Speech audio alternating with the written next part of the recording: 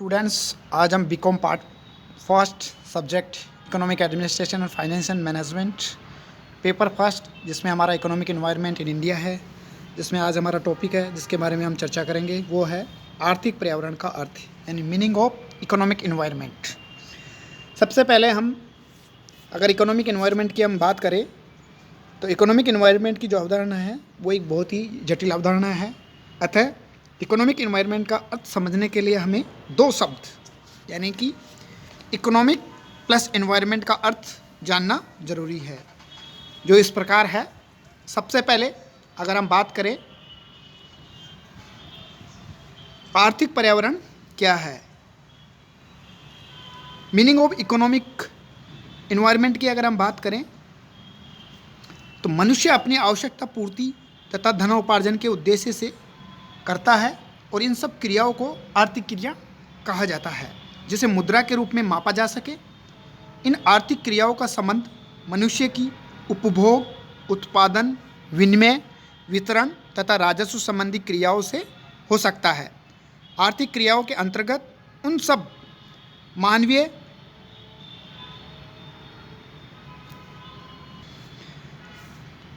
अर्थात कहने का तात्पर्य है आर्थिक क्रियाओं के अंतर्गत उन सब निर्णयों का समावेश किया जाता है। क्या उत्पादन किया जाए, कितना उत्पादन किया जाए, कैसे उत्पादन किया जाए, उत्पादन का संगठन कैसा हो, उत्पादन का वितरण किन में किया जाए, अल्पकाल में मांग और पूर्ति में जो संतुलन है वह कैसे दूर किया जाए, अर्थव्यवस्थाओं में संरक्षण एवं विकास कैसे किया जाए।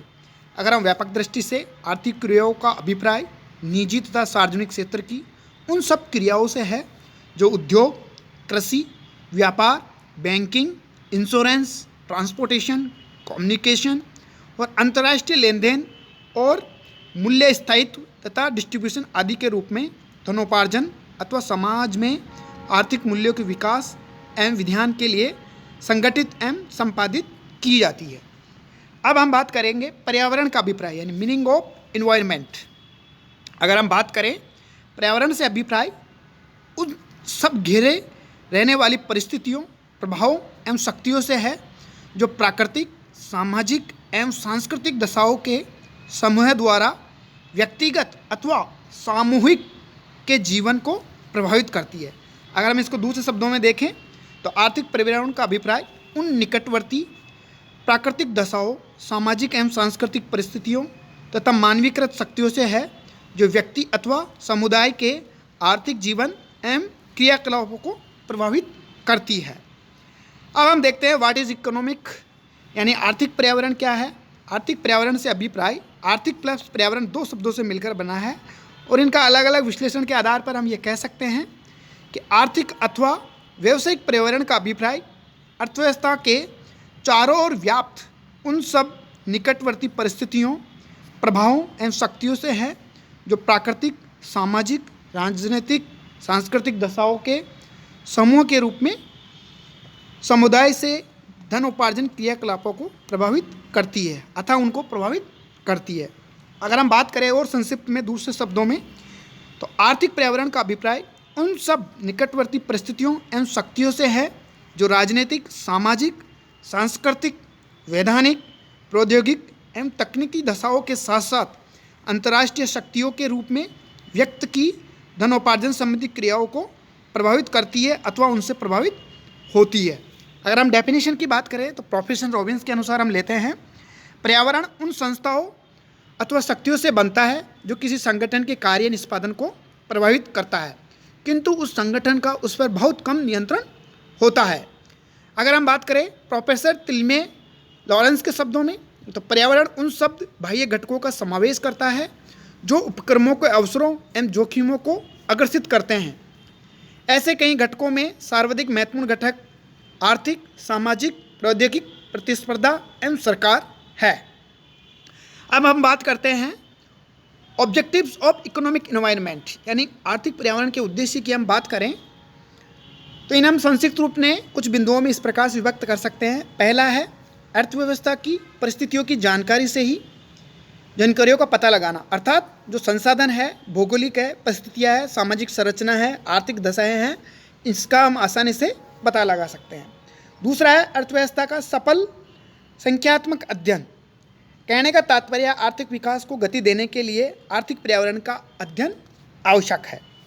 तीसरा है आर्थिक पर्यावरण में परिवर्तन की जानकारी, अर्थात इसमें निरंतर परिवर्तन होते रहते हैं, आर्थिक पर्यावरण का अध्ययन जरूरी है।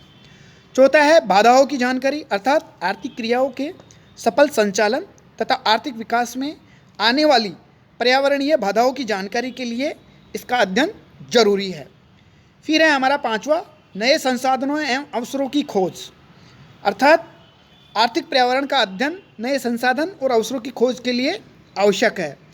फिर है आर्थिक क्रियाओं में समन्वय स्थापित करना। कहने का तात्पर्य है पर्यावरण का अध्ययन समन्वय स्थापित करने में भी मदद करता है।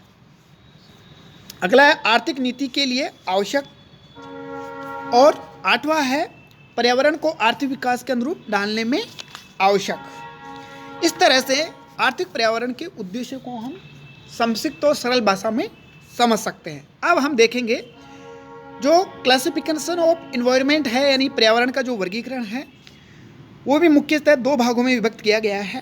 पहला है नेचुरल एंड ज्योग्राफिकल इन्वायरमेंट और दूसरा है इकोनॉमिक एंड सोशल इन्वायरमेंट। तो सबसे पहले हम लेते हैं नेचुरल एंड ज्योग्राफिकल इन्वायरमेंट। तो इसके अंतर्गत जो भौगोलिक स्थिति है, भूमि है, धरातल की जो बनावट है, धरातल का जो विस्तार है, प्राकृतिक संसाधन है जैसे जल स्रोत है, खनिज है, वन है, पशुधन है, ऊर्जा के स्रोत है, तो जलवायु है, आदि सभी जो मानव के आर्थिक विकास एवं सामाजिक जीवन के क्रियाकलापों पर प्रभावित करते हैं। अब हम बात करते हैं इकोनॉमिक एंड सोशल इन्वायरमेंट की। तो इसके अंतर्गत स्वयं मानव द्वारा तैयार की गई उन परिस्थितियों और दशाओं का समावेश होता है जो मानव जीवन को समृद्ध, सुखी, व्यवस्थित करने, स्थायी विकास एवं शांति के लिए आवश्यक है। इसके जो मुख्य घटक है आर्थिक नियम है, इसकी जो मान्यताएं है, अर्थव्यवस्था का जो स्वरूप है, इसकी जो स्थिति की विकास की अवस्था है जैसे आर्थिक परिस्थितियाँ, जबकि गैर आर्थिक परिस्थितियों में सामाजिक रीति रिवाज, नियम, जनसंख्या, शिक्षा, प्रौद्योगिकी, राजनीतिक स्थितियाँ, संस्कृति एवं वैधानिक संस्थाएं आदि शामिल है। अगर इसको हम डायग्राम के माध्यम से देखें आर्थिक पर्यावरण का जो वर्गीकरण है तो इस प्रकार से ले सकते हैं। सबसे ऊपर दे रखा है आर्थिक पर्यावरण के चारों तरफ जो दिखा रखी है बिंदुएं, वैधानिक दशाएं हैं, आर्थिक नीतियां हैं, प्रौद्योगिकी एवं तकनीकी आर्थिक दशाएं, सामाजिक एवं सांस्कृतिक दशाएं, जनसंख्या संबंधी दशाएं, प्राकृतिक एवं भौगोलिक दशाएं, अंतर्राष्ट्रीय दशाएं और राजनीतिक परिस्थितियाँ। इस प्रकार से हम आर्थिक पर्यावरण के जो प्रमुख अंक हैं उनको हम रेखा चित्र के माध्यम से इस प्रकार से प्रस्तुत कर सकते हैं। अब हम बात करते हैं आर्थिक इकोनॉमिक इन्वायरमेंट को अफेक्टिंग करने वाले कौन कौन से फैक्टर, यानी इसको प्रभावित करने वाले कौन कौन से घटक है। हम जानते हैं आर्थिक पर्यावरण को जो प्रभावित करती है इस चित्र के माध्यम से हमने दिखाया है।